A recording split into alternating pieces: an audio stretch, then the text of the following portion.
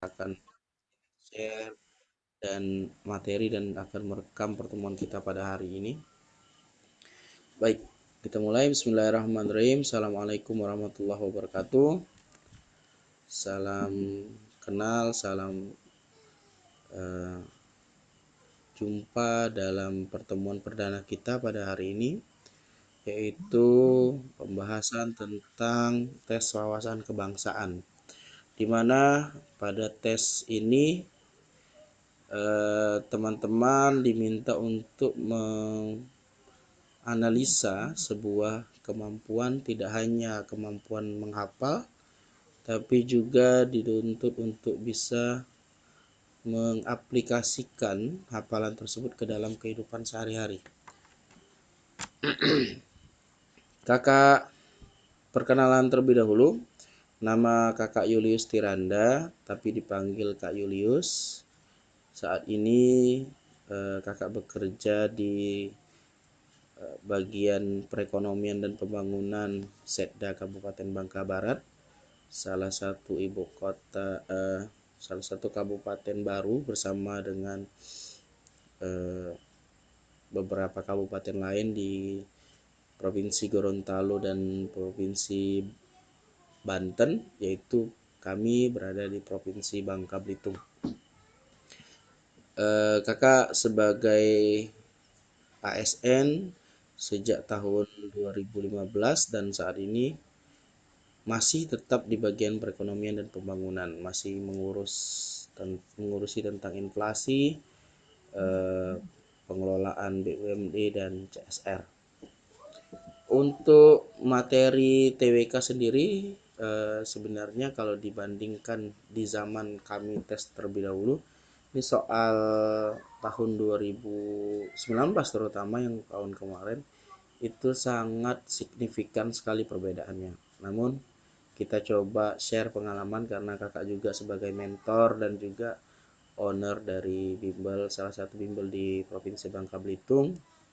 Jadi paling tidak pengalaman anak-anak didik kami peserta bimbel dari tahun 2014, 15, 16 dan sampai 2019 itu bisa kita bagi ke teman-teman semua.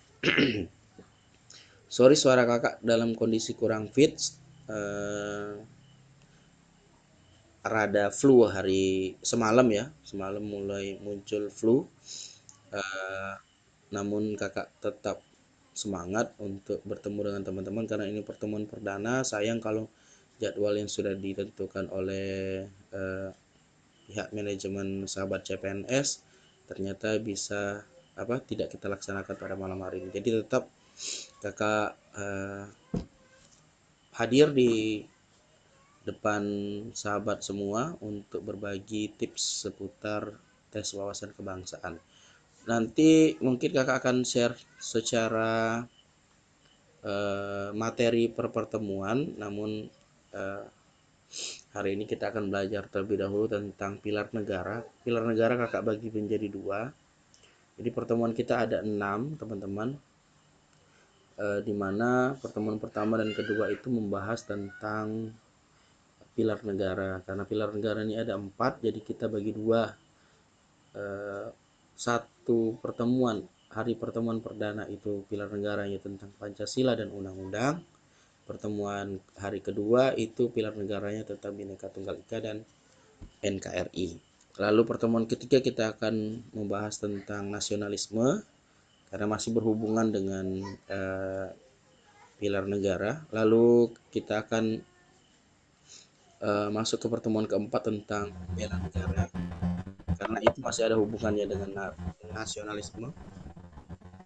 Lalu hari kelima atau pertemuan kelima kita akan membahas tentang integritas dan hari terakhir kita akan belajar tentang nama bahasa Indonesia kita letakkan terakhir karena bahasa Indonesia cukup bisa kita pahami karena memang bahasa Indonesia itu sudah kita pelajari sejak awal kita sekolah yaitu SD, SMP, SMA sampai ke perguruan tinggi tetap ada pelajaran bahasa Indonesia. Jadi paling tidak hanya mereview saja soal-soal yang sudah pernah masuk di tahun 2019 kemarin. Kita mencoba untuk merefleksikan apa-apa saja yang sering soal-soal yang sering muncul seperti itu. Baik teman-teman, tanpa menunggu waktu lagi, istilahnya perkenalan kita akhiri untuk yang perkenalan dengan mentor. Tadi juga sudah ada beberapa teman-teman yang berbagi tentang asal dan nama masing-masing sebelum kita mulai masuk kelas tadi. Dan seperti biasa, kakak di setiap pertemuan akan memberikan pretest sebanyak 10 soal untuk memberikan gambaran kepada teman-teman seperti apa materi yang akan kita bahas pada hari tersebut. Jadi hari ini tentang Pancasila dan undang-undang, oleh karena itu pretestnya juga tentang Pancasila dan undang-undang. Nah, kakak sudah siapkan 10 soal. Kita akan latihan terlebih dahulu. Teman-teman mungkin ada yang sudah pernah atau familiar dengan materi dalam bentuk quizzes. Kalau belum silakan buat akunnya terlebih dahulu. Nanti baru kita mulai. Nah, ini klik link quiznya ya. Ada kakak share di dalam Zoom chat kita. Dan kakak juga akan post ke grup Telegram supaya eh, teman-teman yang tidak bisa hadir karena di sini kan jumlahnya hampir 200 nih, 197 peserta. Itu bisa mengikuti ya, walaupun dia tidak bisa ikut Zoom meeting tapi bisa ikut di dalam kuisnya.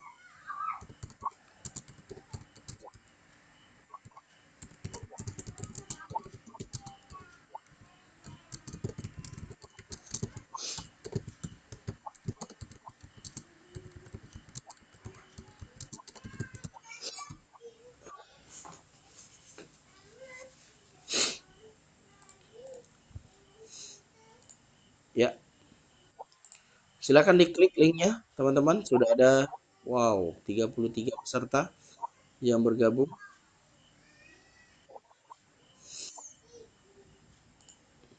Baik, kita akan mulai terlebih dahulu, waktunya sekitar 10 menit teman-teman, 1 menit satu soal.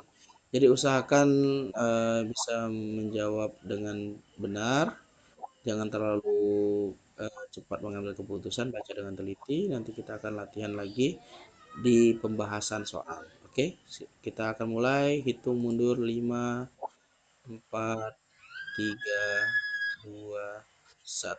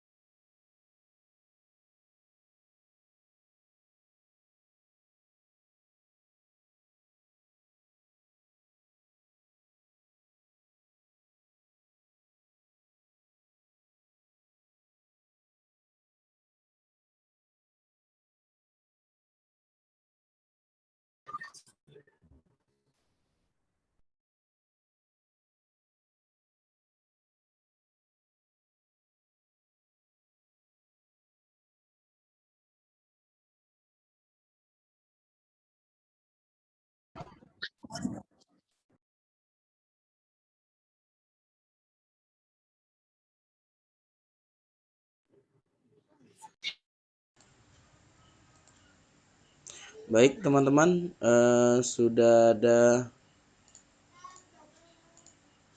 yang menjawab, namun di sini masih banyak yang belum dapat nilai 100%, masih sekitar 60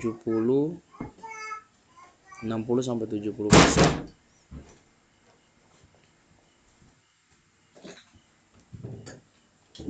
Dari 100 peserta yang mengikuti tes ini, sudah 78 peserta yang menyelesaikan 10 soal pretest kita. Baik, karena sudah melebihi separuh, kita akan mulai saja untuk pembahasannya. Kakak izin untuk share materi pretest dan pembahasannya.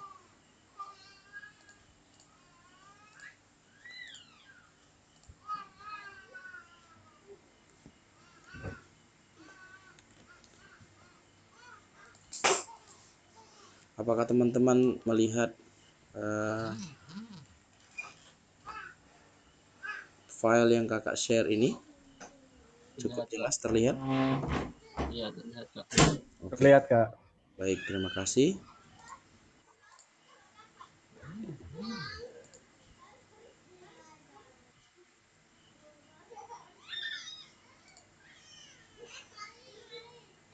Untuk soal yang pertama, kakak akan bacakan dan biar teman-teman juga bisa menyimak dan memperhatikan. Di sini ada soal, walaupun nanti pada waktu soal pretestnya acak ya, tapi ini kita masih sesuai dengan yang kakak buat, jadi runutannya mulai dari nomor 1 sampai 10 itu seperti yang kakak akan share sekarang.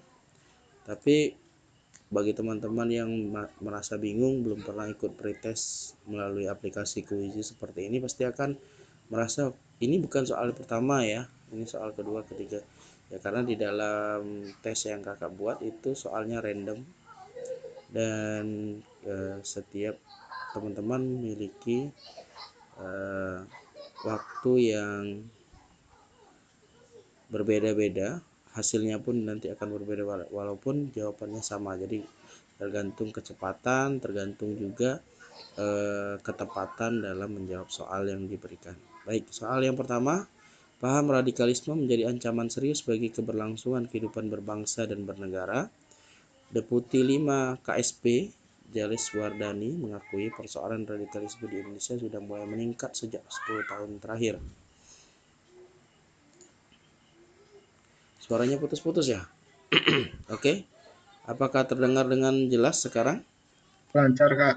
Nanti kalau sudah masih ada gangguan, kasih tahu biar kita bisa Jelas Kak. perbaiki lagi. Lanjut ya, 10 tahun terakhir ini mengkonfirmasi bahwa paham radikalisme tidak hanya muncul di instansi pemerintah, namun juga di institusi masyarakat, termasuk di bidang keagamaan. Semua membuktikan bahwa ancaman radikalisme ini nyata. Gerakan radikal kelompok tertentu yang mengatasnamakan agama atau ideologi tertentu adalah bentuk pelanggaran Pancasila. Sila ke, ya, teman-teman dalam memahami soal seperti ini, ya,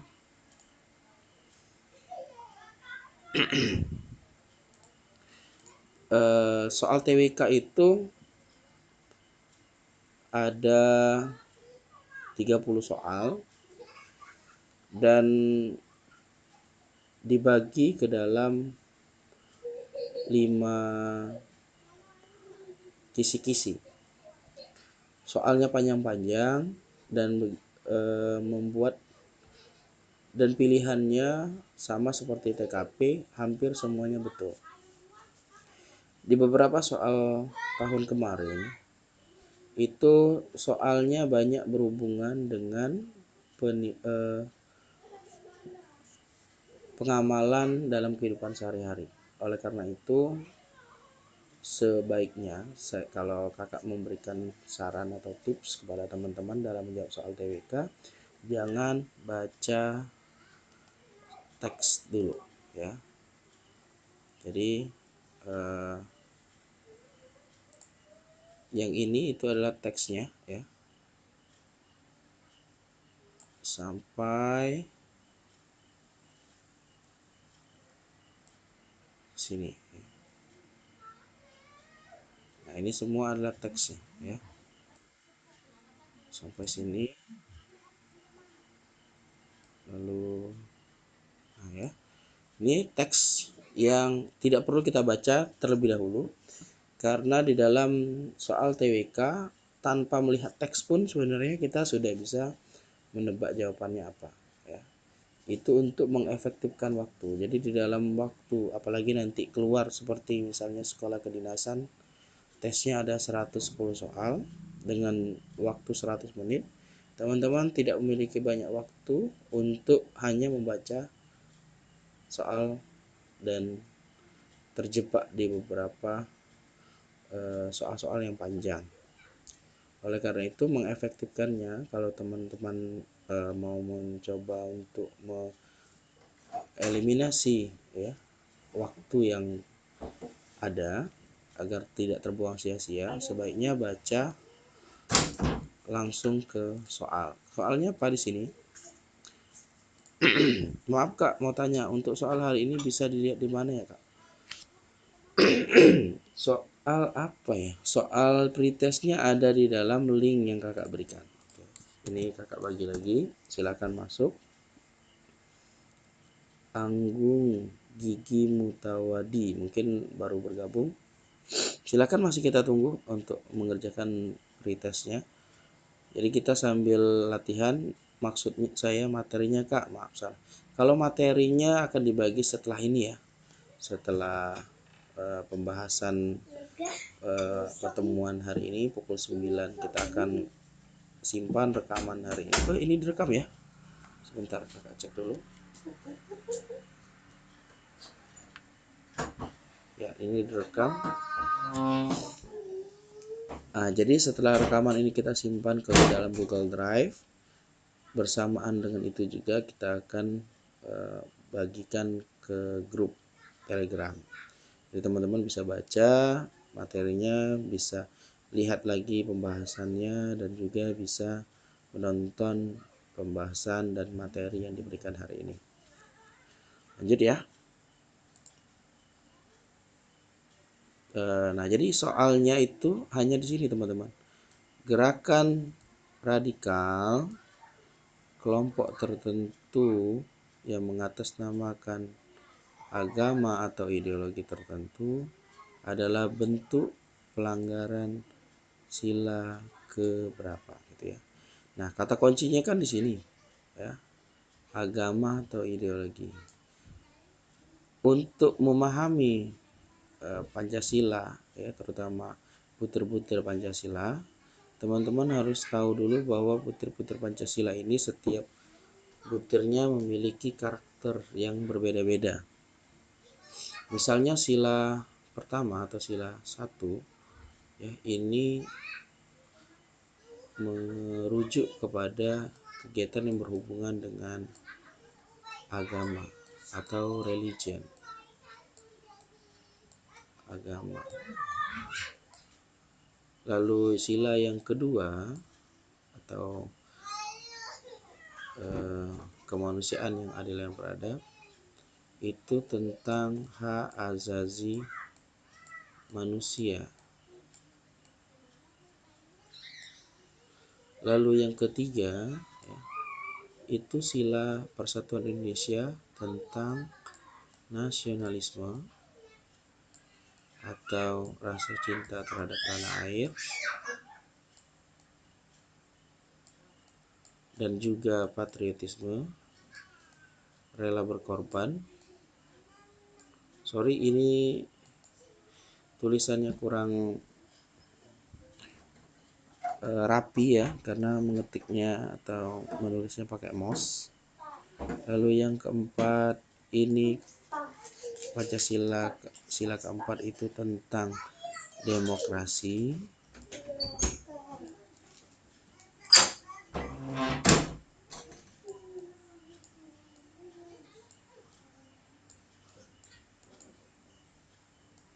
Oke. Dan sila kelima itu tentang keadilan.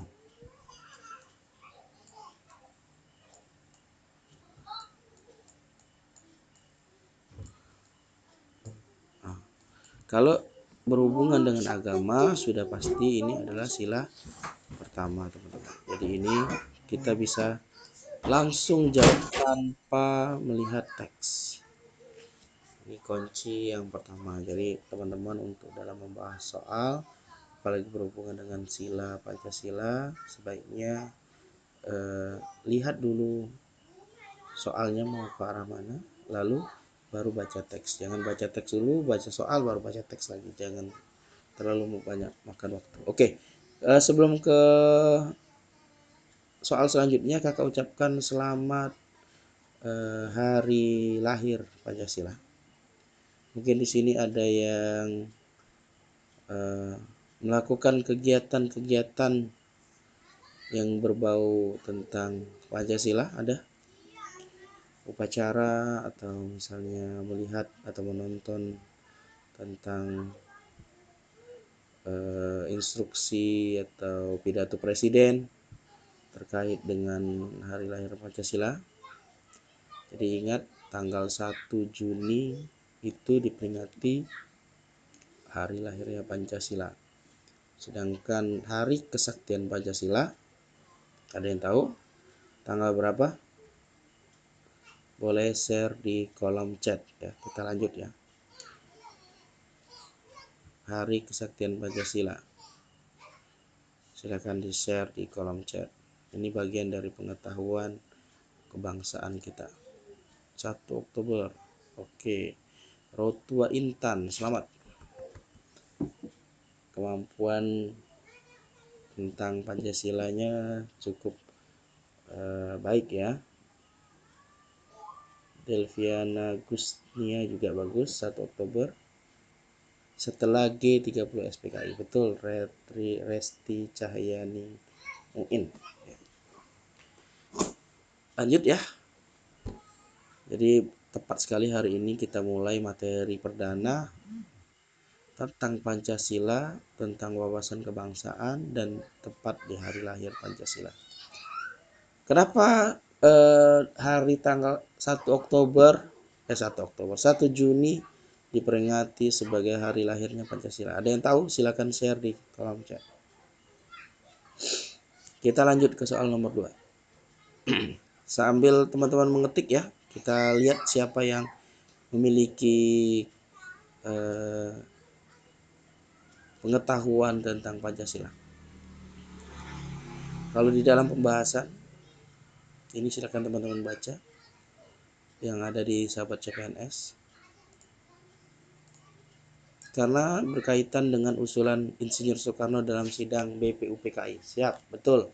Jadi BPUPKI itu mau bersidang. Di dalam salah satu sidang itu ada orang tokoh yang bertanya, kalau mau jadi negara, apa dasar negara Indonesia?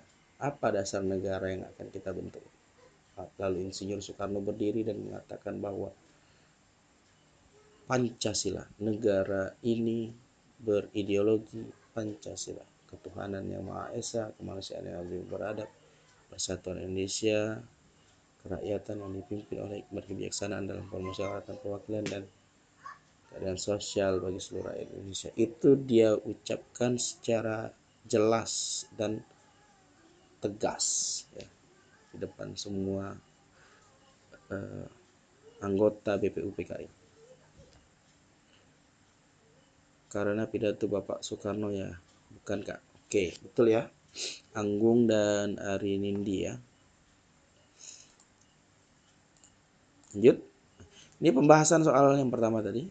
Poin penting dalam soal di atas adalah gerakan radikal kelompok tertentu mengatasnamakan agama atau ideologi tertentu Sehingga hal tersebut melanggar sila Pancasila Ketuhanan Yang Maha Esa, karena salah satu nilai atau butir Pancasila yang pada sila pertama adalah setiap orang atau setiap warga negara berhak untuk memeluk agama dan kepercayaan masing-masing tanpa paksaan dari pihak manapun. Jadi seperti itulah kalau dalam pembahasan. Tapi intinya kalau berhubungan dengan agama maka sudah pasti itu adalah sila pertama. Lanjut.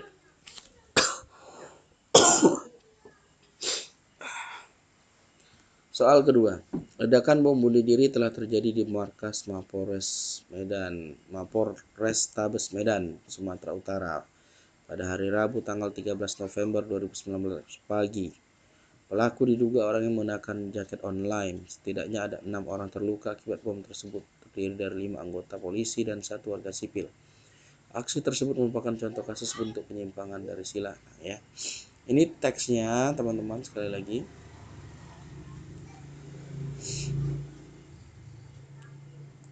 Ini teks.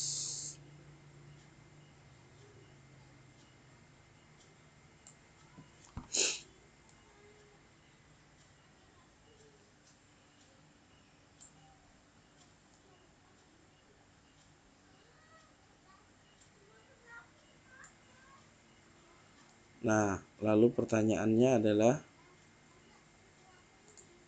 aksi tersebut merupakan contoh dari bentuk penyimpangan sila.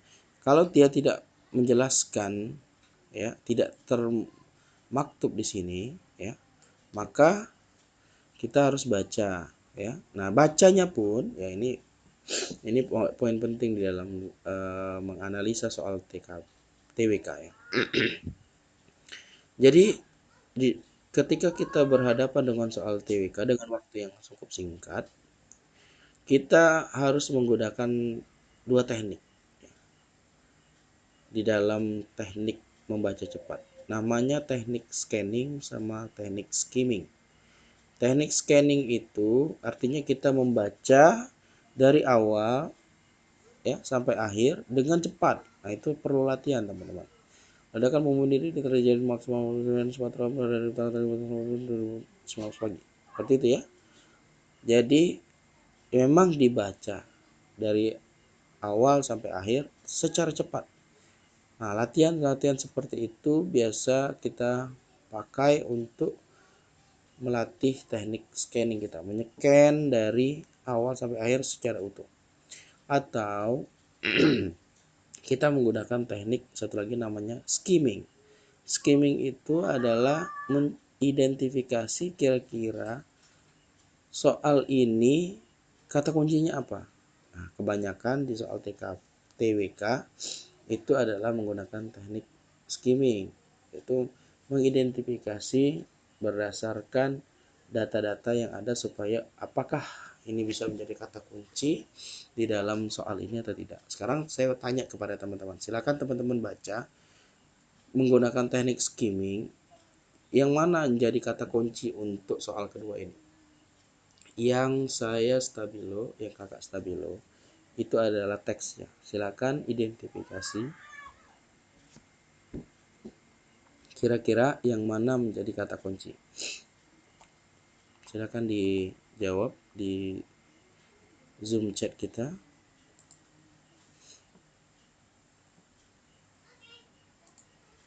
Bom bunuh diri, 6 orang terluka, ya.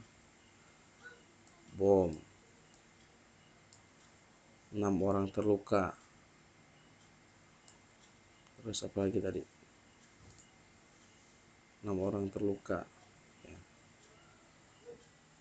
Ledakan bom bunuh diri.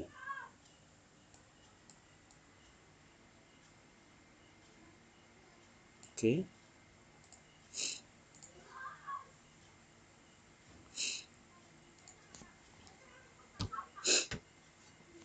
Ya, dari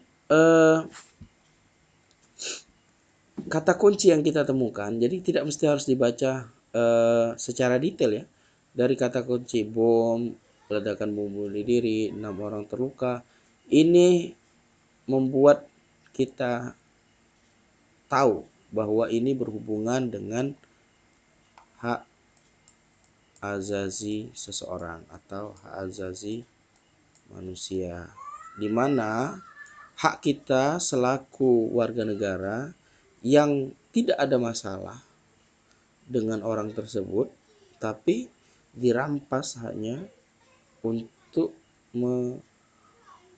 memuaskan keinginan dia pribadi. Maka 5 orang polisi, 1 warga sipil itu tidak ada sangkut pautnya dengan agama, tidak ada sangkut pautnya dengan masalah pribadi ya, dengan orang yang meledakkan bom itu, tapi terkena dampaknya, dan itu melanggar HAM. Oleh karena itu HAM tadi bicara masalah HAM berarti masuk di sila yang kedua. Oke teman-teman, paham kan? Jadi ini tentang agama, ini tentang HAM, ini tentang nasionalisme, ini tentang demokrasi, dan ini tentang keadilan. Lanjut, kita ke soal nomor 3. Kalau di dalam pembahasan sahabat CPNS dikatakan poin penting pada soal ini adalah ledakan bom bunuh diri, dan ini menyebabkan ada korban yang terdiri dari 5 polisi dan 1 warga sipil, dan ini melanggar sila nilai-nilai kemanusiaan yang menyebabkan orang lain atau manusia tidak bersalah menjadi korban, sehingga menjadi menyimpang ya dari sila kemanusiaan yang adil dan beradab. Seperti itulah gambarannya. Soal nomor 3. Penusukan Bapak Wiranto berawal saat dia dan rombongan tiba di alun-alun Menes, Desa Purwareja, Pandeglang, Banten.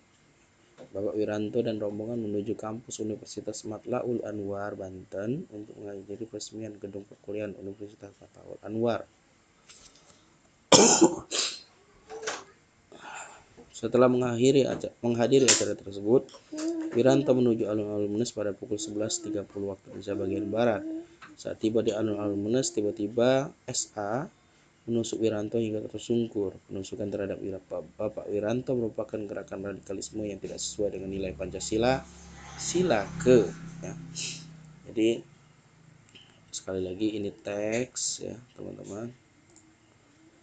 Ini teks. Saya langsung kasih kode seperti itu saja. Ini teks dari awal sampai akhir, ini adalah teks.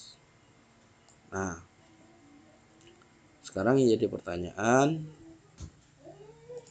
penusukan Bapak Wiranto ya, adalah bentuk radikalisme yang kalau dia radikalisme itu bisa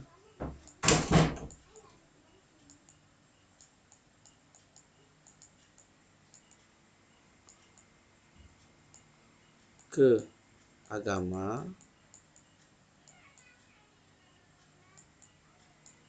bisa ke ideologi.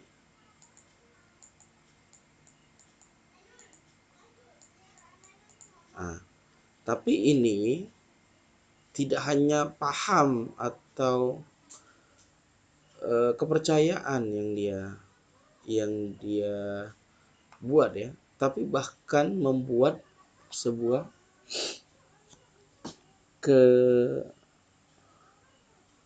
perbuatan yang merugikan orang lain. Salah satunya Bapak Wiranto. Terlepas dari Bapak Wiranto punya kontroversi ya yang terjadi di masyarakat, tapi siapapun itu, apalagi dia pejabat negara, kita tidak berhak untuk menghakimi ya. Apalagi main hakim sendiri. Ini dengan menusuk seperti ini adalah perbuatan yang juga melanggar HAM. Karena haknya Pak Wiranto sebagai masyarakat dan juga sebagai tokoh politik ya, waktu itu beliau menjabat sebagai Menko Polhukam ya, tidak sepantasnya kita memperlakukan beliau dengan seperti itu. Oleh karena itu melanggar HAM. Nah, melanggar HAM itu adalah Pancasila sila kedua, hak untuk hidup. Wah, ini benar sekali ya. Jadi nazib ya, penusukan itu melanggar hak orang untuk hidup. Dan kalau dia bicara tentang radikalisme saja ya, tidak sampai berbuat yang mengancam atau membunuh ya, atau merugikan hak orang lain, mungkin masuk sila pertama. Tapi jangan dipotong teman-teman. Ini terjadi penusukan, dan penusukan ini yang menjadi kata kunci di dalam soal ini. Apalagi kalau kita baca secara utuh di dalam teks ini, bercerita tentang perjalanan Pak Wiranto, aktivitas Pak Wiranto, dan akhirnya sampai beliau ditusuk. Jadi ini benar-benar masuk ke sila kedua, bukan sila pertama. Kalau di dalam pembahasan sahabat CPNS dikatakan bahwa soal ini merupakan gerakan radikalisme yang mana terjadi penusukan oleh SA kepada Bapak Wiranto. Terlepas dari apapun alasan SA melakukan tindakan tersebut, hal ini tetap menyimpang dari nilai-nilai Pancasila, khususnya sila kedua yang berbunyi, kita sebagai manusia harus memiliki hak dan martabat yang sama atau sejajar, dan harus menjunjung tinggi nilai kemanusiaan dalam memperlakukan orang lain, serta harus ada rasa solidaritas dan tenggang rasa yang tinggi antar manusia. Seperti itu ya. Oke, soal keempat.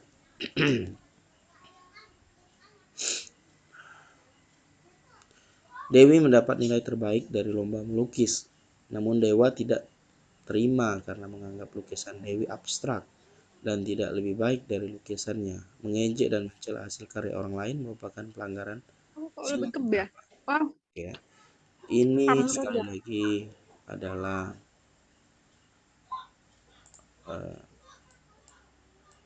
cerita atau teks ya.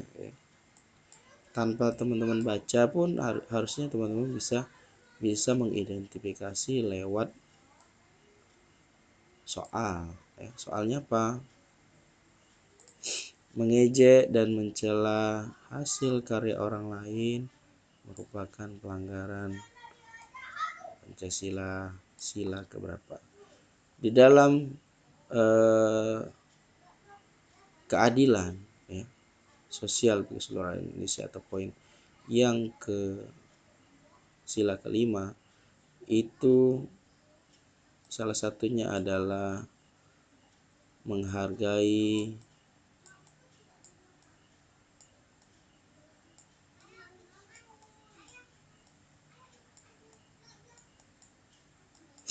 karya orang lain.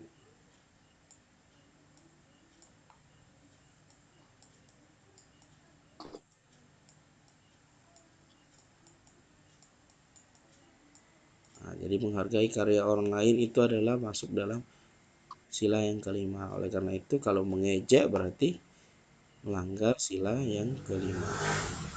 Kalau dalam pembahasan sahabat CPNS dikatakan menghargai karya orang lain merupakan pelanggaran sila kelima, yaitu keadilan sosial bagi seluruh rakyat Indonesia.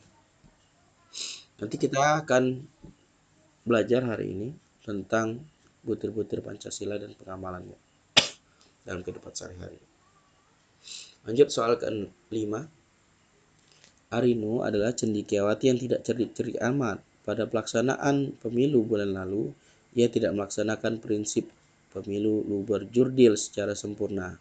Setelah pelaksanaan pemilu selesai, Arino bersama ibu-ibu tetangga lainnya ngerumpi terkait siapa yang mereka pilih untuk pemilu tersebut. Nah, tindakan Arino ini secara nyata mengimplementasikan undang-undang bab berapa, pasal berapa, ayat berapa. Bab 7A pasal 22 ini, kalau dia bab 7 itu tentang DPR. Kalau bab 8 ya itu tentang DPD.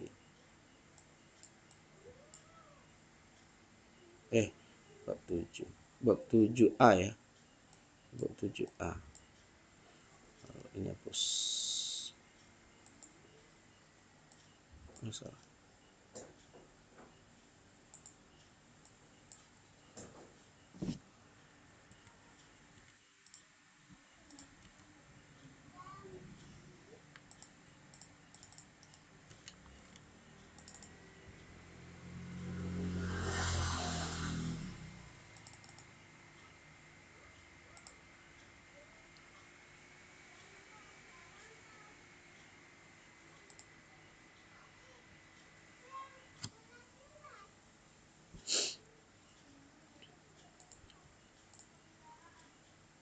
bab 7A itu tentang DPD, bab 7B itu tentang pemilu, dan bab 7C itu tidak ada sebenarnya, teman-teman.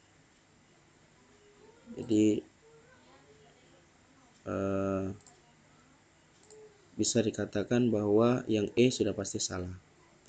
Sedangkan bab 7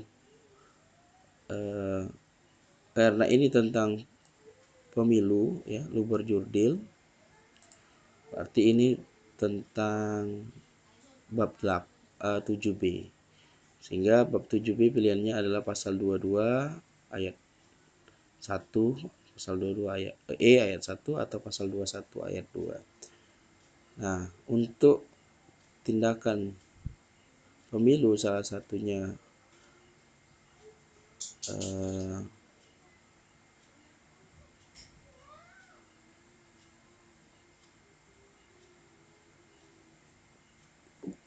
langsung, umum, bebas, rahasia. Salah satunya adalah bebas dan rahasia. Itu kita mengacu kepada pasal 22E ayat 1. Dikatakan di sini ya bahwa ada 6 ayat. Pertama, pemilihan umum atau pemilu itu dilaksanakan secara langsung, umum, bebas, rahasia, jujur, dan adil setiap 5 tahun sekali. Lalu pemilihan umum diselenggarakan untuk memilih anggota dewan, anggota DPR, DPD, presiden, dan DPRD.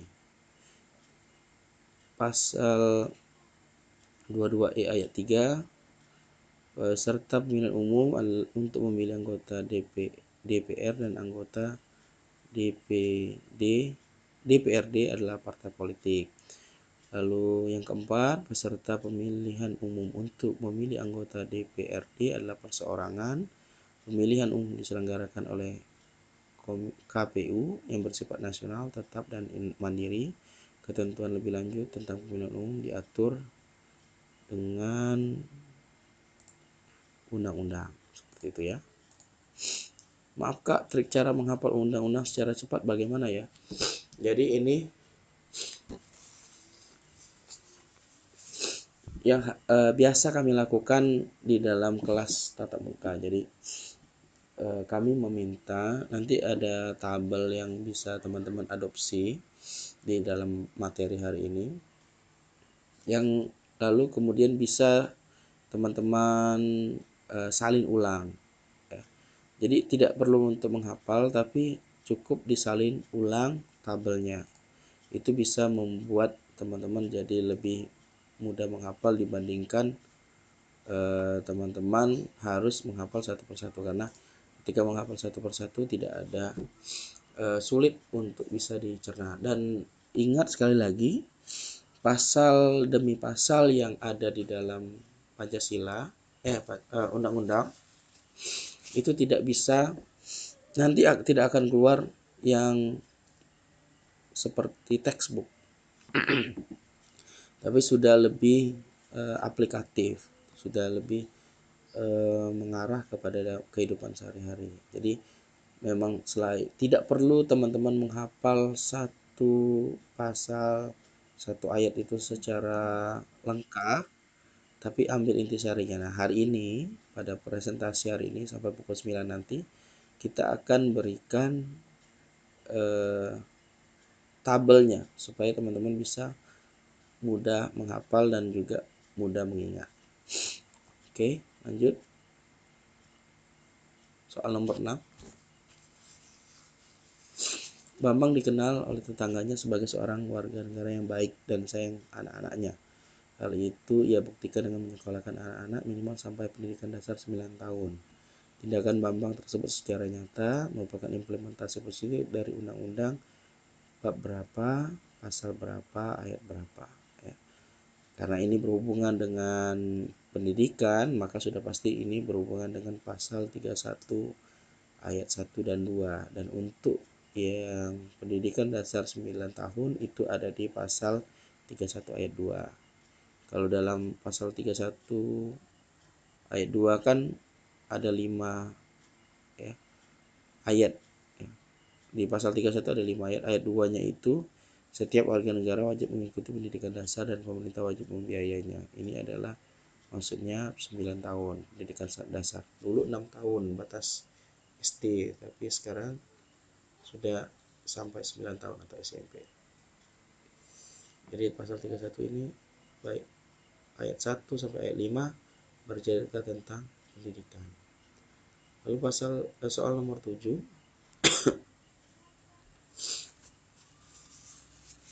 pemerintah Kabupaten X mengadakan pelatihan menjahit gratis untuk ibu-ibu rumah tangga. Kegiatan ini bertujuan untuk meningkatkan keterampilan perempuan. Diharapkan pelatihan ini akan menambah penghasilan keluarga.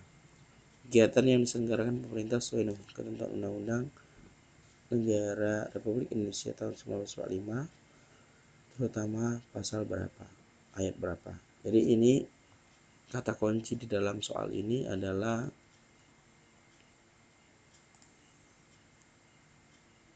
kegiatan pelatihan jahit gratis dan untuk menambah penghasilan keluarga. Ini diselenggarakan oleh pemerintah, artinya ini adalah berhubungan dengan kegiatan sosial. Kalau berhubungan dengan kegiatan sosial, maka ini adalah pasal 34 ayat 2. Karena kalau pasal 30 ya, itu tentang pertahanan keamanan. Ya, ini pertahanan keamanan.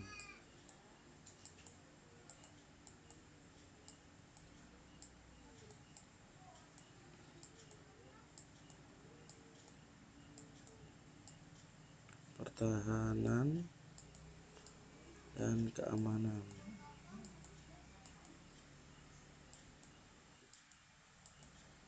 Lalu pasal 31 seperti tadi, ini tentang pendidikan.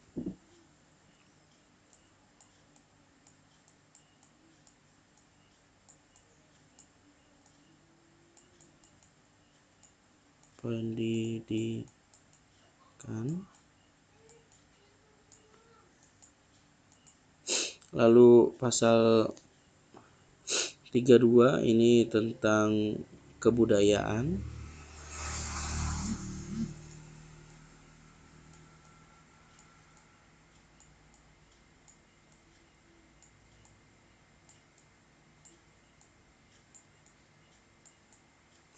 Lalu pasal 33 ini tentang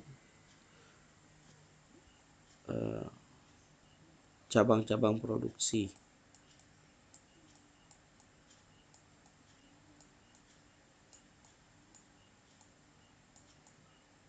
Cabang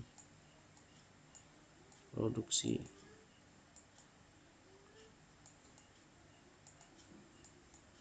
Cabang-cabang produksi ini yang penting bagi negara dan menguasai hajat hidup orang banyak. Nah, ini dikuasai oleh negara, ini cabang-cabang produksinya. Jadi termasuk produk pertambangan ya dan lain-lain. Nah, karena ini berhubungan dengan jaminan sosial atau kegiatan sosial, maka jawabannya 34 ayat 2. Lanjut, soal nomor 8. Berikut ini merupakan makna pembukaan undang-undang alinea ketiga. Jadi setiap pembukaan undang-undang itu ada maknanya. Nanti kita akan sampaikan di dalam materi hari ini.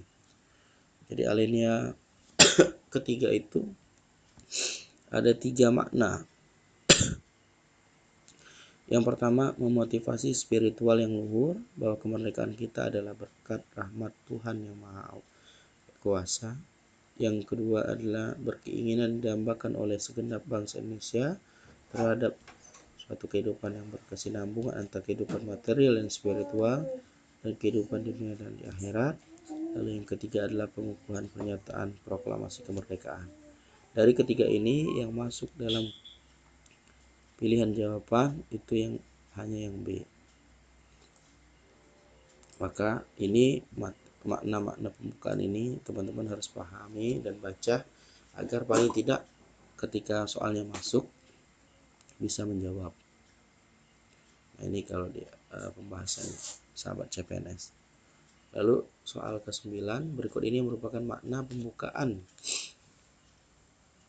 alinea kedua, ya. Seperti tadi bahwa dikatakan bahwa setiap alinea dalam pembukaan undang-undang itu ada maknanya. Nah, makna alinea kedua itu adalah kemerdekaan yang dicapai oleh bangsa Indonesia adalah melalui perjuangan pergerakan dalam melawan penjajah. Lalu ada yang kedua, adanya momentum yang harus dimanfaatkan untuk menyatakan kemerdekaan. Dan yang ketiga, bahwa kemerdekaan bukanlah akhir perjuangan tapi harus diisi dengan mewujudkan negara Indonesia yang merdeka, bersatu, berdaulat dan makmur. Dari sini dikatakan bahwa untuk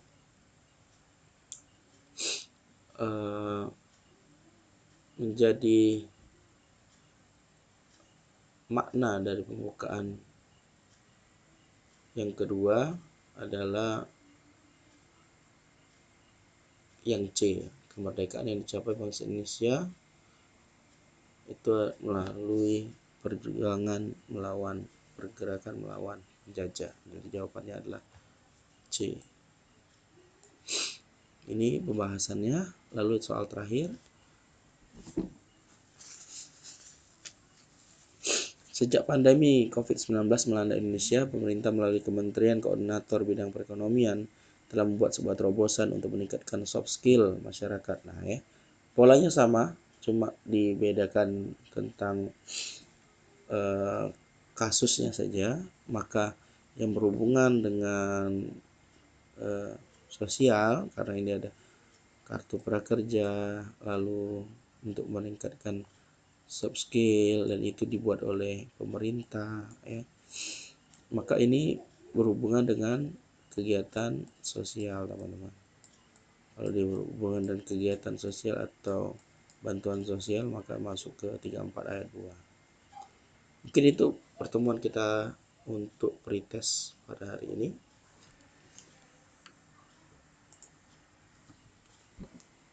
Sudah bertahan 107 peserta, ya.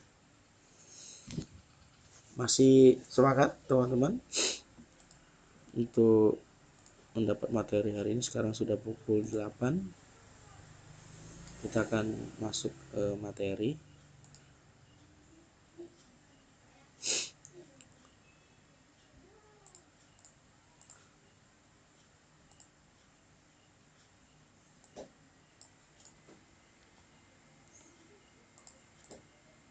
Masih semangat, Kak? Oke. Zulkifli, terima kasih. Kita lanjut ke materi. Ini adalah materi malam hari ini tentang wawasan kebangsaan. Salah satu dari bagian kisi-kisi tes 2019 berdasarkan Permenpan nomor 23 tahun 2019 ada pilar negara. Dan pilar negara itu ada 4, Pancasila, Undang-Undang, Bhinneka Tunggal Ika, dan NKRI. Kita hari ini belajar tentang Pancasila dan Undang-Undang. Masuk soalnya 30, waktunya passing grade-nya 65. Oke, lanjut ya. Logo dan arti Pancasila. Tata cara pengucapan Pancasila pada upacara resmi ditetapkan dalam Impres nomor 12 tahun 1968 yang dikeluarkan pada tanggal 13 April 1968. Nah, ini logo Pancasila. Berputar dari tengah melawan jarum jam, ada rantai, ada pemberingin, ada kepala banteng dan padinan kapas, ya. Di sini ada lambang Garuda. Jadi lambang Garuda ini adalah filosofi di Kerajaan Majapahit sebagai kendaraan Dewa Wisnu, dan ini dibuat oleh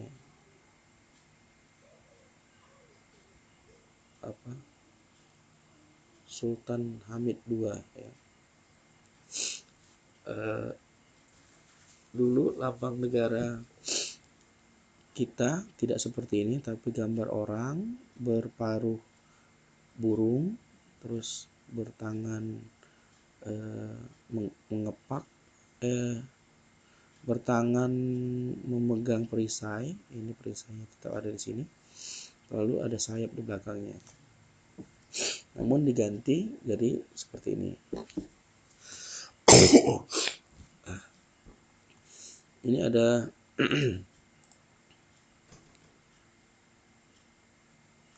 Oke, ini ya, maaf ya, suaranya terlalu kecil. Cek sound. Ini makin parah nih flow-nya. Jadi ini materi kita tentang Pancasila. Kita belajar dulu apa namanya tentang asal usul kenapa ada Garuda Pancasila. Nanti masuk ke sejarahnya dan kenapa sebut Pancasila gitu ya. Suaranya masih kecil teman-teman? Sudah terdengar, Kak. Oke, terima kasih. Nah, Sudah, ini Kak. siap. Bulu yang ada di Pancasila juga masih menunjukkan bahwa kita merdeka tanggal 17 Agustus 1945. 17 bulunya ada di sayap, lalu 8 bulu ada di ekor, 19 bulu ada di kaki dan 45 ada di leher. Artinya bisa teman-teman baca di sini tentang kejayaan, kekuatan, etika dan garis khatulistiwa. Kalau teman-teman perhatikan lagi garis khatulistiwanya itu ada di garis antara di bawah banteng dan pohon beringin, itu garis tebal teman-teman. Ya, melewati lambang bintang. Nah, ini.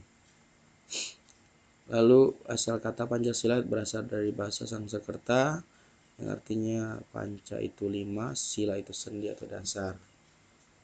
Dan ini diambil dari kitab Negara Kertagama dan ditulis oleh Empu Prapanca di Kerajaan Majapahit. Nah, pencetus kata Pancasila ini banyak yang berspekulasi.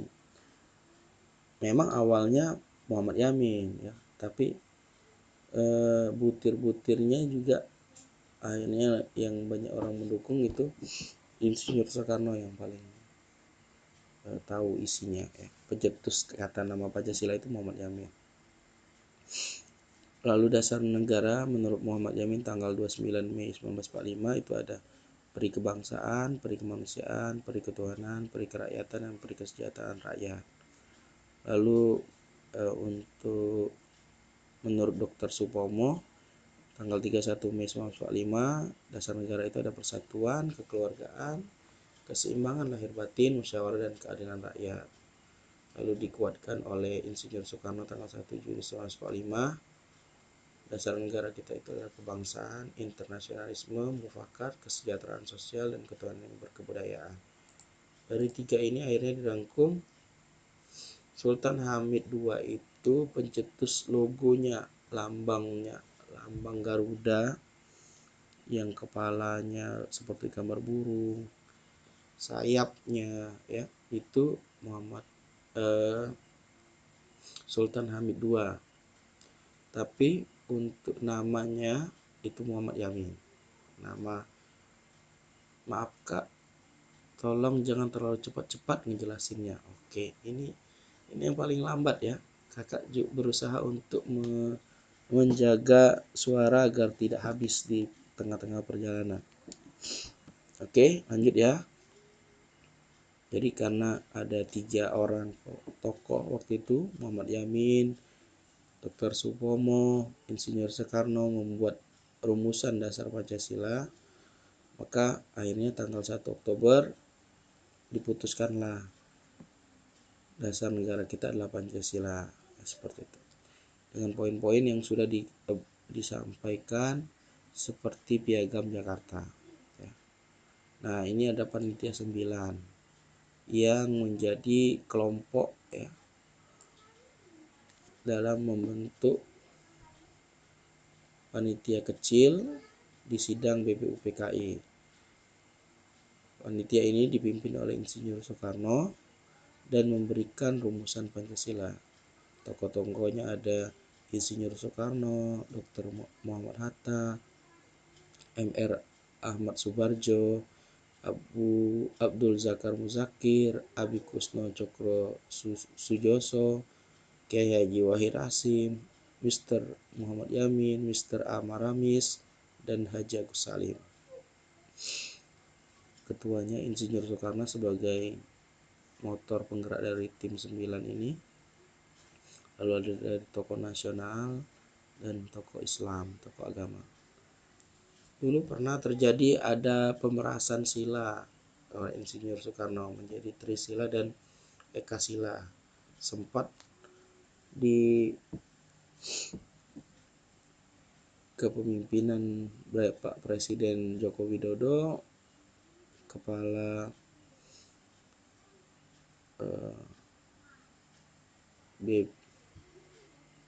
BP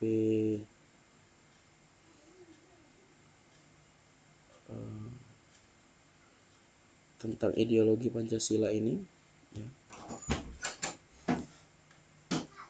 ingin mengembalikan Pancasila menjadi Trisila bahkan Ekasila, yaitu Ibu Megawati Soekarno Putri. Tapi ternyata banyak tidak disetujui dan akhirnya tetap ke Pancasila. Ini Piagam Jakarta yang tadi kakak sampaikan. Tanggal 22 Juni nanti kita akan mengenal ya juga hari dimana dibuat sebuah Piagam Jakarta yang inilah yang waktu itu hampir menjadi sah oleh BPUPKI pada waktu itu. Namun terjadi debatable, terjadi penolakan terkait sila yang pertama, yaitu ketuhanan dengan kewajiban menjalankan syariat Islam bagi pemeluknya. Lalu oleh Muhammad Hatta atas usulan Amaramis itu diganti ya, sila yang pertama itu diganti jadi ketuhanan yang Maha Esa. Waktu itu ada dua perwakilan dari kaum agama yang akhirnya legowo untuk merubah itu ya, dari awalnya ketuhanan dengan kewajiban menjalankan syariat Islam bagi pemeluknya, sekarang berubah menjadi ketuhanan yang Maha Esa. Ternyata ketuhanan yang Maha Esa itu benar-benar ampuh, karena kita sebagai Indonesia, negara yang berbineka tunggal ika, banyak ragam suku, bangsa, agama, bahasa, memiliki agama yang berbeda-beda termasuk di luar agama Islam. Dan ini dengan ditulisnya sila pertama ketuhanan yang Maha Esa, kita semua merasa bahwa kita ini satu Indonesia, seperti itu. Nah, ini sebelum Pancasila juga dulu ada namanya Malima atau Madat Madon Minum Main Maling, itu hal-hal yang dilarang di tanah Jawa. Atau ada dulu namanya Pancasila dalam ajaran Buddha, tapi artinya berbeda, tidak boleh mencuri, tidak boleh berbohong, tidak boleh berjiwa dengki, tidak boleh melakukan kekerasan, dan tidak boleh minum keras. Ini sumber tertib hukum berdasarkan TAP MPR nomor 20 MPRS 1966, bahwa Pancasila itu adalah sumber dari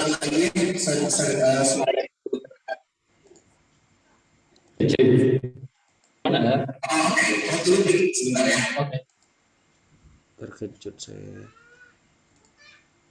Nah, di bawah Pancasila baru ada undang-undang, ada proklamasi 1945, dekret presiden, dan surat perintah 11 Maret. Ini ideologi dan filosofi, bisa teman-teman baca.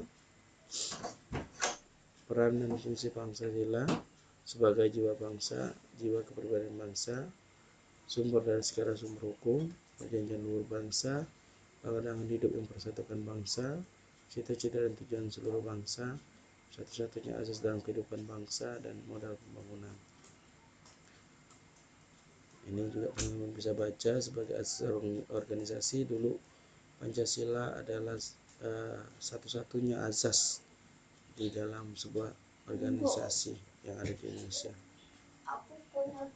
Terus ini kausa Pancasila, sebab terjadinya Pancasila sebagai bahan atau materialnya itu karena kita digali, Pancasila ini digali dari nilai-nilai yang ada di masyarakat sehari-hari, lalu dibentuk ya, dimuat dalam pembukaan undang-undang, itu dibentuk secara formalis, lalu dihasilkan atau ditetapkan oleh PPKI ini secara teori ini disebut dengan efisien, dan secara final dikatakan bahwa tujuan dari Pancasila ini adalah sebagai dasar negara.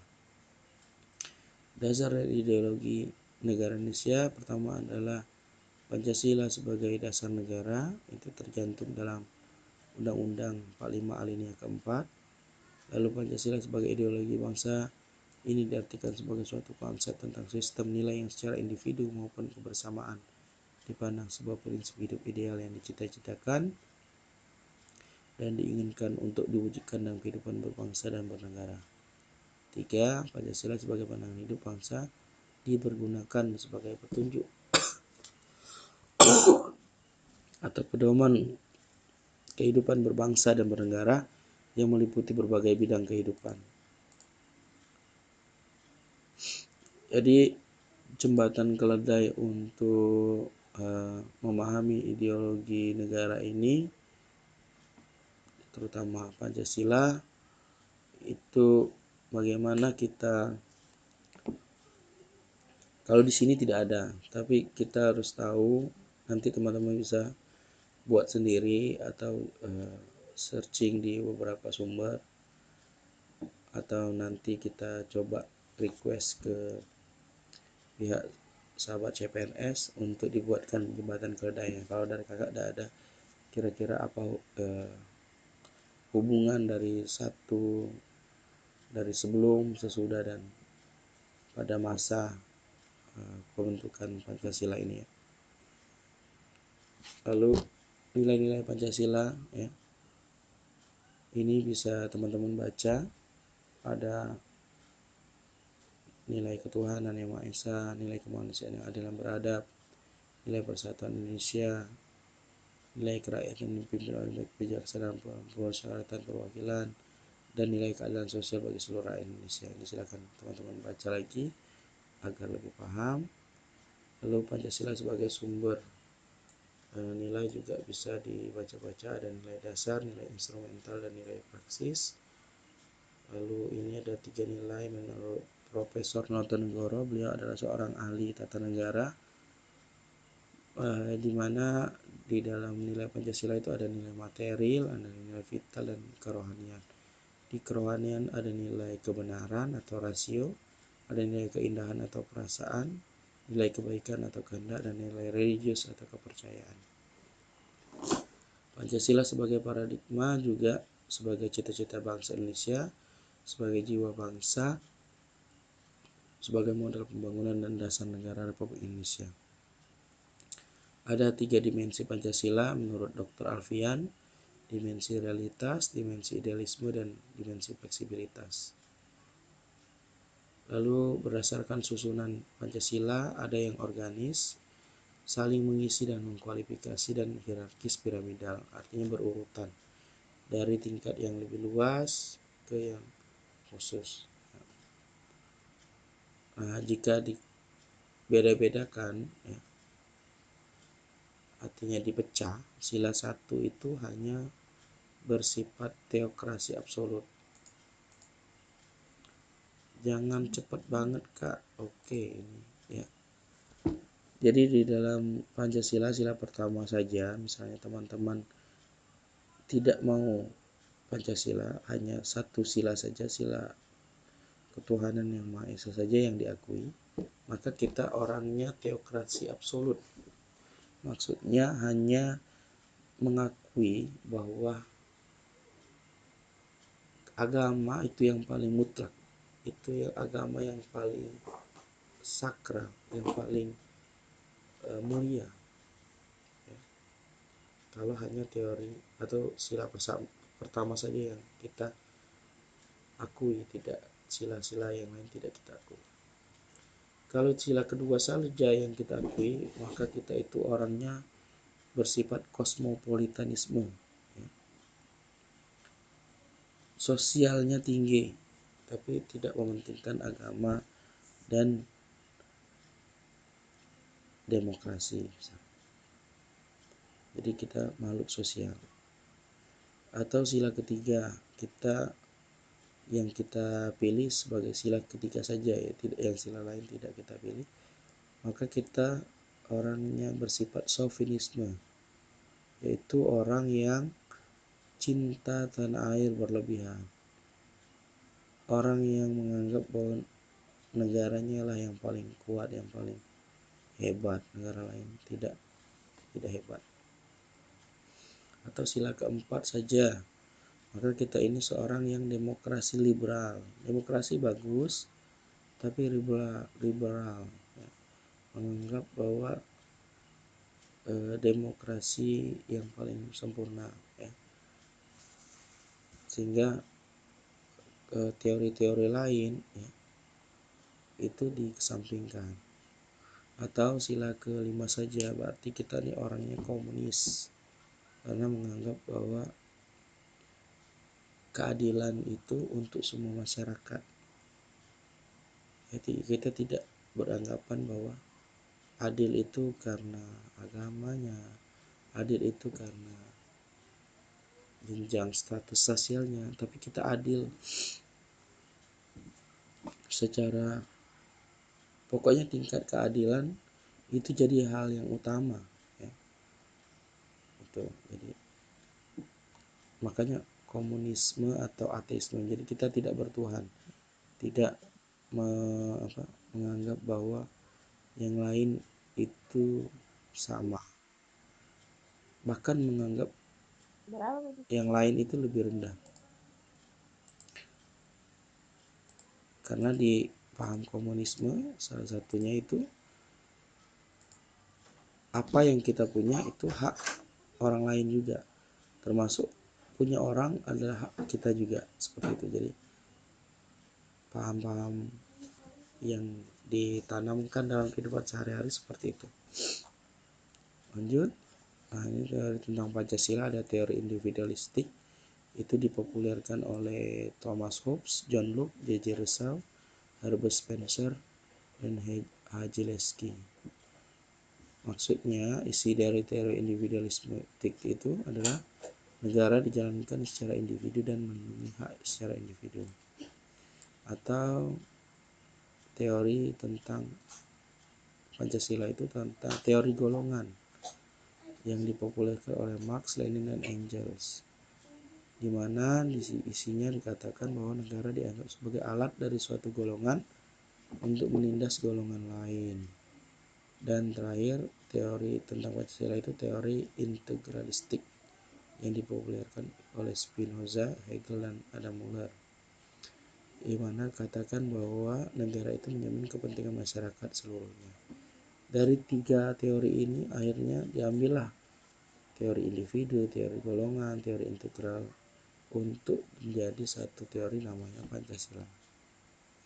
Jadi kita menjamin kepentingan rakyat, menjadikan negara sebagai alat, terus menjalankan hak-hak secara individu. Jika kita bandingkan antara Pancasila dengan paham-paham yang lain yang ada di dunia, contohnya komunisme dan liberalisme, maka akan terlihat bedanya. Dari HAM saja, secara paham komunisme, HAM itu diabaikan. Menurut teori atau ideologi liberal, HAM itu dijunjung secara mutlak. Kalau di ideologi Pancasila, HAM itu dilindungi tanpa melupakan kewajiban asasi. Lalu komunisme dalam nasionalisme itu ditolak. Nasionalisme tidak diakui. Kalau di liberalisme, nasionalisme itu diabaikan. Kalau Pancasila, nasionalisme itu dijunjung tinggi. Lalu di dalam komunisme keputusan ada di pimpinan partai. Makanya PKC, Partai Komunis Cina, itu menjadi kekuatan terbesar di negara Cina, negara Tiongkok. Presidennya Xi Jinping itu harus tunduk terhadap partai. Kalau tidak, ya dia akan tersingkir. Kalau liberal, keputusan pakai voting, ya, dikit-dikit voting, sebentar-sebentar voting, ya. Kalau Pancasila musyawarah mufakat. Kalau komunisme itu dominasi partai, partai yang menentukan arah kebijakan negara. Misalnya di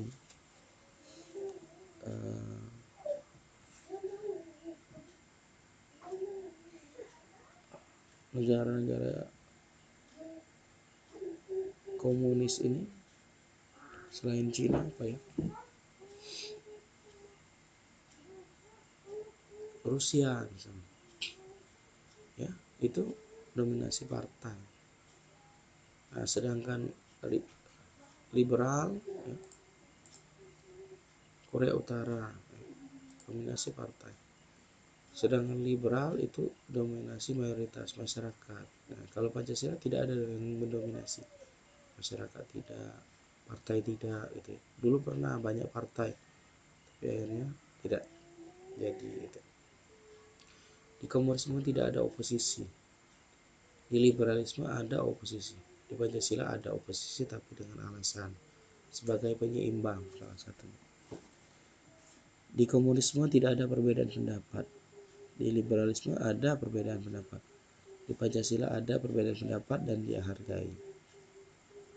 Di komunisme kepentingan untuk negara.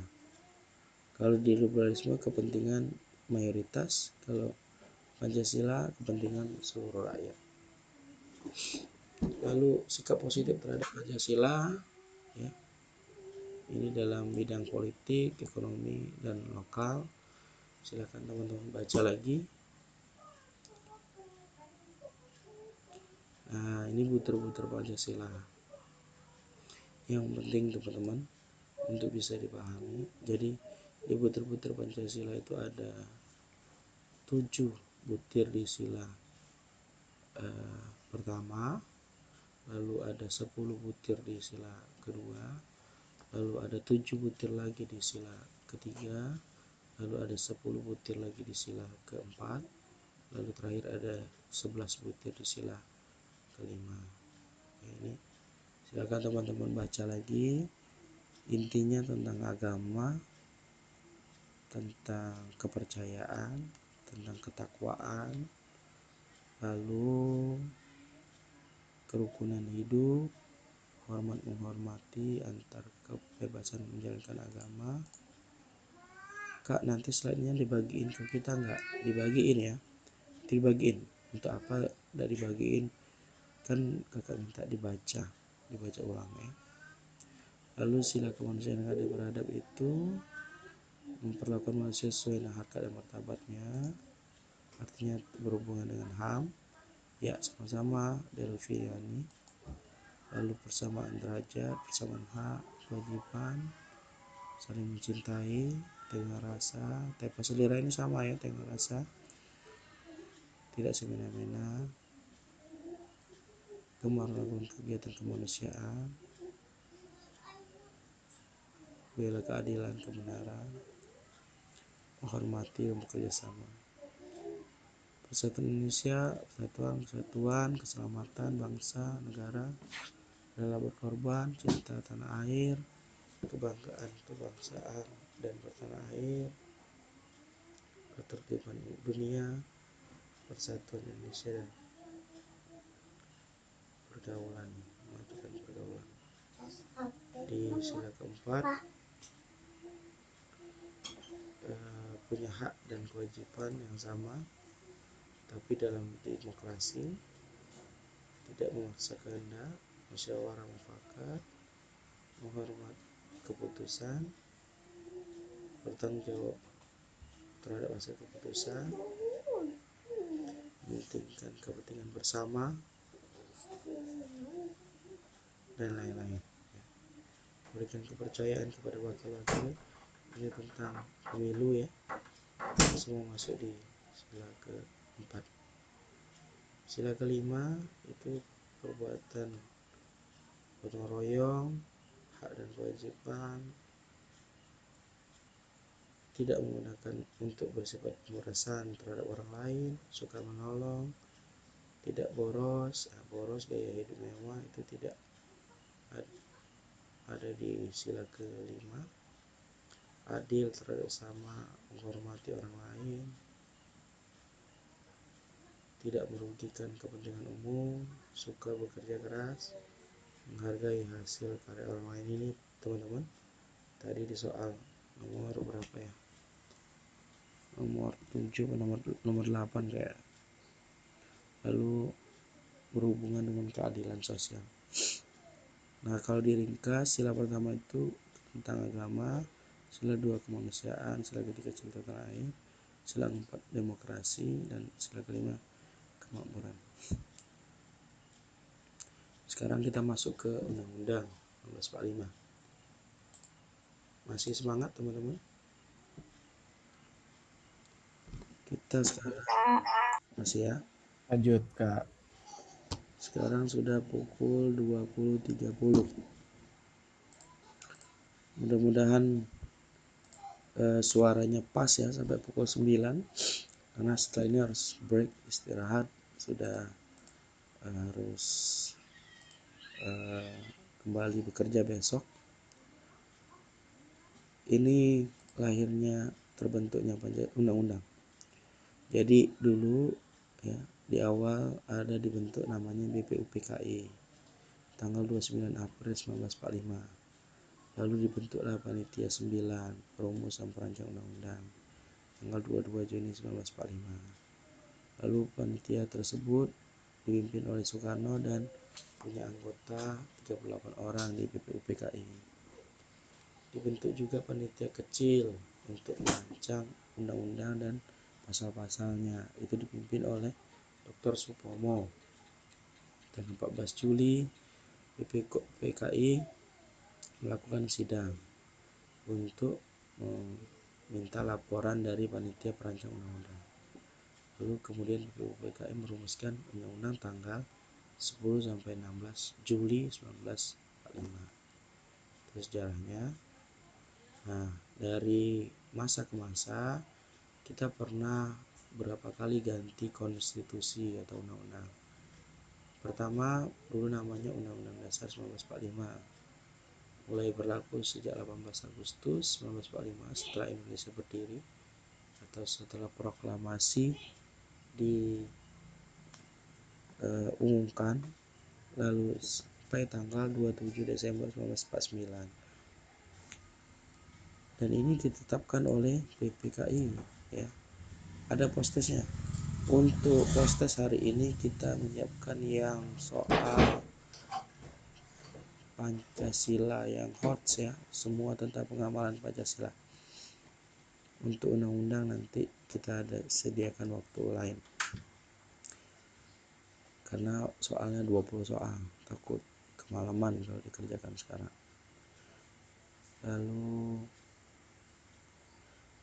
pernah juga setelah Undang-Undang 1945 ada namanya Konstitusi RIS tahun 1949, di mana pada waktu itu kita negara Indonesia pernah ingin dirubah menjadi negara Republik Indonesia Serikat ya. Kita dipecah-pecah menjadi negara bagian, makanya kita butuh konstitusi RIS. Lalu oleh Insinyur Soekarno kita diminta untuk berundang-undang dasar sementara untuk merumuskan undang-undang dasar yang sesungguhnya tahun 1950, tepatnya tanggal 17 Agustus 1950 sampai 5 Juni 1959. Karena sampai 5 Juni 1959 tidak ada titik temu, banyak yang pro dan kontra, akhirnya undang-undang dasar sementara tadi tidak jadi disahkan. Kembali lagi ke Undang-Undang 1945, hasil dekret presiden, yaitu jadi undang-undang periode kedua. Lalu ada lagi kita amandemen undang-undang mulai dari tahun 1999, 2000, 2001, ya, 2002. Lalu ini konstitusi, silakan dipahami. Macam-macam konstitusi, ada yang disebut dengan undang-undang, ada yang disebut dengan konvensi. Kalau sifatnya itu ada fleksibel dan rigid. 3 garis besar batang tubuh, ada hal bentuk negara, hal lambang negara, hal warga negara. Ini dijabarkan dalam. Jadi kita dalam batang tubuh Undang-Undang 1945 ini bisa dipahami seperti ini. Jadi ada bab 1, bab 2, bab 3, langsung bab 4, bab 5. Tidak ada bab 4. Perhatikan di sini teman-teman, di Undang-Undang 1945. Karena ini Dewan Pertimbangan Agung, ya. PPT-nya tidak bisa dikirim sebelum kelas Zoom, ya Kak, agar bisa dipelajari dulu. Boleh kalau mau dikirim, nanti kita di pertemuan selanjutnya dikirim. Tapi sepengalaman kakak kemarin, ketika materinya dikirim, teman-teman menjadi tidak konsentrasi atau tidak fokus untuk melihat paparan yang kakak sampaikan. Jadi merasa bahwa ini kan sudah ada, tinggal dipelajari lagi gitu. Tidak seserius sekarang. Kalau sekarang teman-teman merasa bahwa ini penting nih gitu ya. Nanti kita akan coba lihat ya PT. PowerPoint-nya dikirim sehabis bimbel aja. Biasanya seperti itu, ya. Biasanya PowerPoint itu dipelajari setelah ini, karena biar teman-teman fokus melihat paparan yang diberikan. Ya Kak, PPT-nya dikirim sehabis bimbel aja, setuju Kak. Oke. Gitu ya. Ini bab 1, bab 2. Bab 1 itu tentang bentuk negara, bab 2 MPR, bab 3 kekuasaan pemerintah, bab 5 Kementerian Negara, bab 6 pemerintahan daerah, bab 7 DPR, bab 7A DPD, bab 7B. Kenapa ada bab 7A, bab 7B, lalu bab 9A, ada 10A, ya. Kenapa ada A seperti ini? Karena pada waktu amandemen undang-undang, DPR dan MPR itu sepakat untuk tidak merubah bab per bab ini, ya. Masih kalau memang ada penambahan seperti DPD ini kan penambahan, pemilu juga ada penambahan, itu masuk ke bab tambahan. Jadi ini untuk mencirikan bahwa ini bab tambahan. Yang lainnya berarti masih murni teman-teman, walaupun ada perubahan di penyesuaian kata, ya. Nah, ini kedudukan pembukaan sebagai kaidah negara yang fundamental dan sebagai landasan tertutup. Ini pembukaan undang-undang. Pokok-pokok pemikiran yang terkandung pembukaan ada. Ya, ini jadi di pembukaan kan ada soalnya tadi, ya, tentang melindungi segenap bangsa Indonesia dan seluruh tumpah darah Indonesia berdasarkan asas persatuan. Kemudian negara hendak mewujudkan keadaan sosial bagi seluruh rakyat Indonesia. Kemudian negara berkedaulatan rakyat berdasarkan atas kerakyatan dan musyawaratan tetap perwakilan, dan negara berdasarkan atas ketuhanan yang Maha Esa dan menurut dasar kemanusiaan yang adil dan beradab. Nah, ini makna dari alinea 1, 2, 3, 4 tadi. Ya, ada di soal, ya, alinea kedua misalnya. Mereka mencapai bangsa Indonesia dalam pergerakan melawan penjajah. Alinea ketiga juga tadi ditanyakan. Nah, ini alinea pertama, ini alinea keempat. Ya, silakan nanti dibaca-baca ulang. Lalu hubungan antara pembukaan dan batang tubuh yang bisa dipelajari lagi, bagaimana setiap isi-isi undang-undang itu masih berkaitan dengan pembukaan. Nilai-nilai yang terkandung dalam pembukaan undang-undang ada hukum kodrat, hukum Tuhan, dan hukum etis.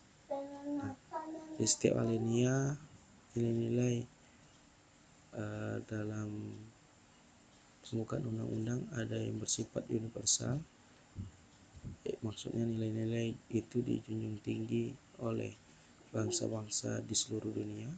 Ada yang bersifat lestari, atau artinya mampu menampung dinamika masyarakat dari masyarakat yang belum modern sampai sekarang, itu tetap bisa dipakai. Lalu hubungan antara pembukaan dengan proklamasi ini bisa dibaca juga, memberikan penjelasan, memberikan penegasan, memberikan pertanggungjawaban. Hubungan antara pembukaan dengan proklamasi 17 Agustus ini, kalau sebelum merdeka kita ingin menjadi pembukaan undang-undang ini sebagai alasan untuk kita merdeka. Lalu pada saat merdeka kita maknai sebagai proses perjuangan. Pada saat kemerdekaan kita maknai sebagai pernyataan kemerdekaan karena masuk dalam proklamasi 17 Agustus dan sudah kemerdekaan untuk mengisi kemerdekaan. Nah, ini yang kakak janjikan tadi teman-teman, bahwa di dalam trik kami ya yang ada di bimbel tatap muka ini, peserta wajib untuk menyalin ulang teks ini. Jadi P ini adalah pasal, A ini ayat, dan ini secara singkat saja untuk ditulis sampai tahu kita letaknya di mana, bab 1, bab 2, bab 3, bab 1 itu ada berapa pasal, ada berapa ayat, kita sampai segitu detail ya. Karena kalau dihafal tidak hafal, karena itu disalin ulang, kita ada 3 lembar ya. Nah, sampai di sini, sampai pasal 37 atau bab 16. Nah, tadi tentang pasal 28 misalnya tentang HAM, pasal 29 tentang agama, pasal 30 ya, tentang pertahanan keamanan, pasal 31 tentang pendidikan kebudayaan ya, pasal 31 tentang pendidikan, pasal 32 tentang kebudayaan, pasal 34 tentang ekonomi ya, pasal 34 juga tentang sosial, jaminan sosial, kegiatan sosial, seperti itu. Undang-undang penting juga yang ada di tes CPNS yang mungkin bisa masuk, terutama di CPNS daerah, itu tentang otonomi daerah atau ODA. Ini ada sistem pendidikan nasional, ada ini untuk guru ya, untuk formasi guru, silakan dipelajari juga. Mahkamah Konstitusi ya, tentang orang-orang yang berhubungan dengan hukum ya, Bank Indonesia, ekonomi ya, tentang warga negara. Ini materi-materi yang kemarin sempat masuk. Izin lab group, oke. Terima kasih Lia. Bentar lagi juga kita akan post test, jadi mohon untuk standby di tempatnya karena kita akan latihan. Sedikit saran Kak, untuk setiap pertemuan lebih baik H-1 diinformasikan materi dipelajari, jadi bisa sekilas tahu. Oke, terima kasih sarannya Putri. Malam ini coba kakak akan, atau besok lah, kita akan share semua materi, judul materinya setiap pertemuan. Ini materi tentang undang-undang hak asasi manusia ya, ada tentang HAM, ada pengadilan HAM, diskriminasi terhadap wanita, perlindungan anak, ratifikasi. Ini juga tentang HAM ya, pasal 28A hak untuk hidup, kemudian 28B membentuk keluarga, 28C itu mengembangkan diri, 28D pengakuan terhormat terhadap hukum, 28E bebas pemeluk agama, berhubungan dengan HAM. Terima kasih Kak, benar judul materi yang saya maksud. Oh, oke. Siap. periodisasi undang-undang tadi sudah sempat kita bahas. Jadi namun ini secara umum lebih luas lagi ya. Jadi di situ belum ada MPR DPR, namanya KNIP, terus di sistem pemerintahannya presidensial, semi presidensial dan semi parlemen. Lalu terbentuklah negara federal ya, ada 7 negara bagian dan 9 negara otonom. Seperti itu gambarannya.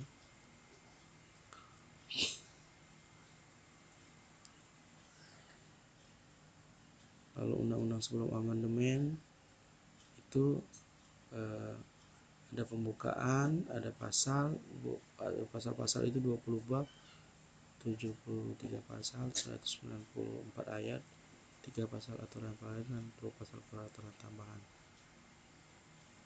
Kesepakatan yang diambil oleh para perwakilan rakyat pada waktu itu dalam mengamandemen undang-undang tidak mengubah pembukaan, tetap mempertahankan bentuk NKRI, tetap mempertahankan sistem presidensial, dan penjelasan yang bersifat normatif dimasukkan ke dalam pasal-pasal.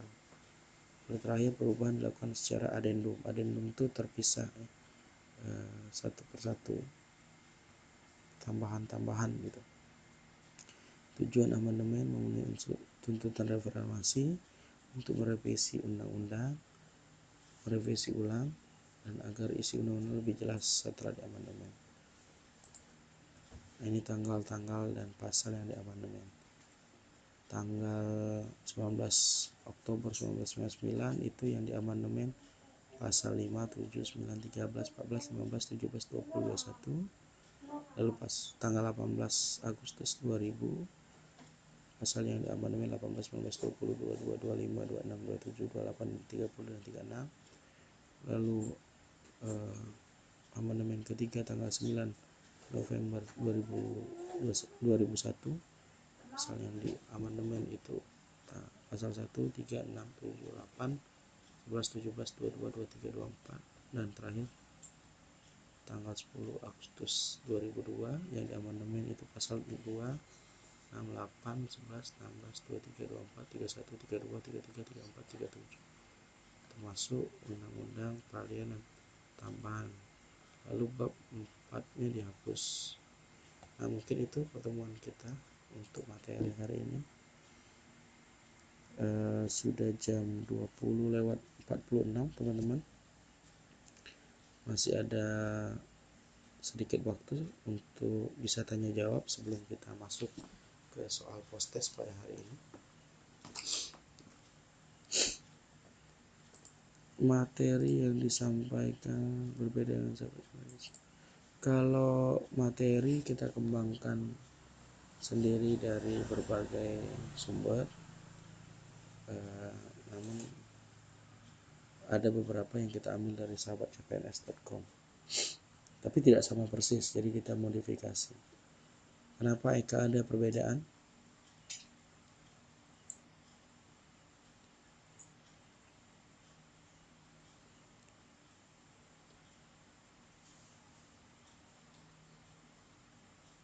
Karena setiap kakak-kakak mentor diminta untuk membuat presentasi sendiri gitu. Yang di website sahabatcpns.com itu mentornya beda.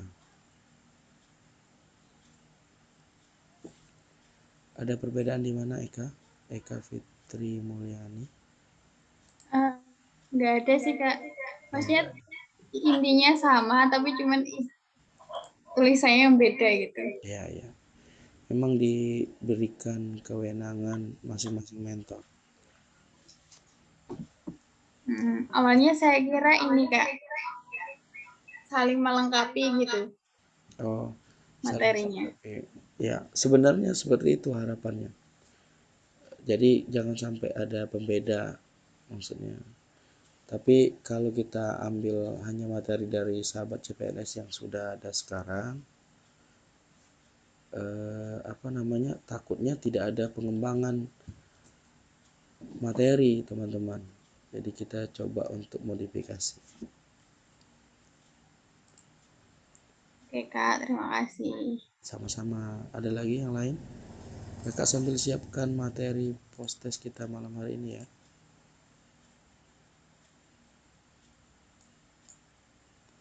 Ini TWK soal materi Pancasila yang hot ya, yang kakak ambil dari sahabat CPNS. Ini benar-benar soal aplikatif sesuai dengan yang kehidupan kita sehari-hari, supaya menambah referensi teman-teman. Kalau yang sudah sering latihan menggunakan latihan soal ya, rekap soal dari sahabat CPNS, insya Allah bisa jawab soal ini dengan mudah. Tapi bagi yang belum pernah, ini jadi pembelajaran untuk bisa lebih mengasah kemampuan. Kakak izin post ke grup Telegram kita.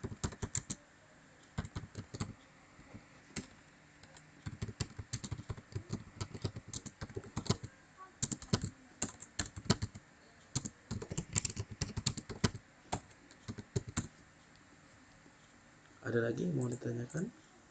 Kak, bagi tips dong, gimana cara mudah menghafal undang-undang. Ya seperti tadi ya, dibuat tabel dulu, silakan teman-teman praktekkan tabelnya tadi yang nanti kakak akan share di grup Telegram. Setelah itu nanti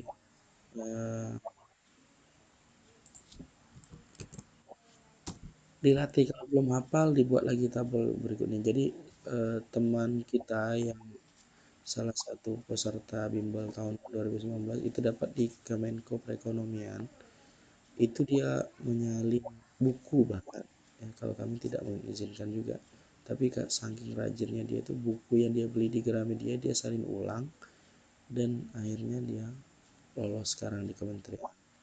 Intinya semakin keras usaha teman-teman, semakin kuat usaha yang kalian lakukan, insya Allah semakin baik hasil yang kalian dapatkan. Bekerja sama dan gotong royong itu beda kah? Kalau bekerja sama di butir kedua, kalau gotong royong di butir. Kalau bekerja sama itu kan antar 1-2 orang. Kalau gotong royong kan berkelompok seperti itu. Jadi outputnya juga beda.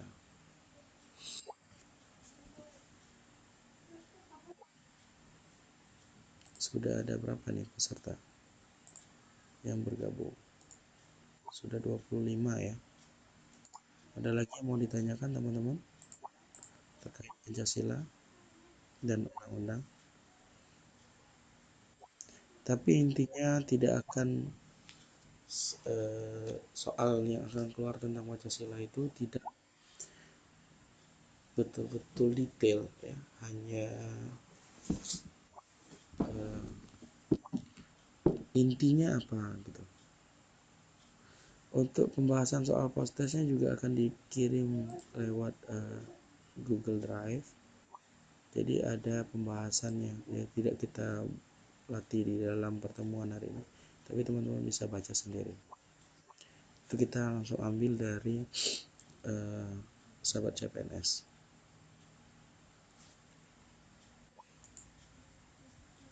Ada lagi sebelum kita tutup? Oh ya teman-teman, diingatkan ya untuk kita membuka video, karena kita akan foto bersama terlebih dahulu. Silakan, ini sudah ada 4 slide yang kita harus foto. Silakan teman-teman buka kameranya. Ada Eka sudah buka, Yuni, Widodo, Delviani, kemudian Nazif, Surtini, Suardi, ada Seta, ada Neta Sinaga.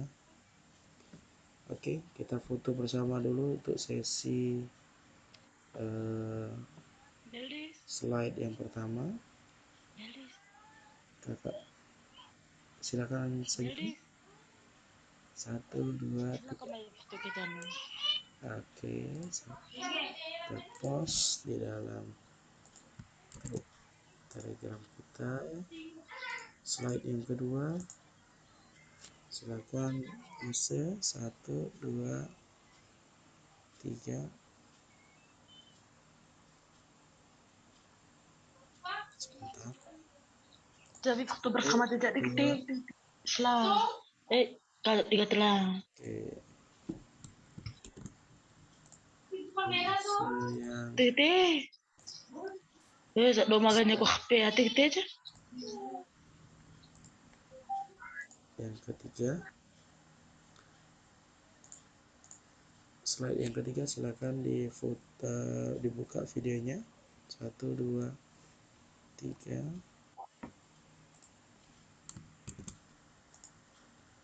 Dan terakhir slide yang keempat ya.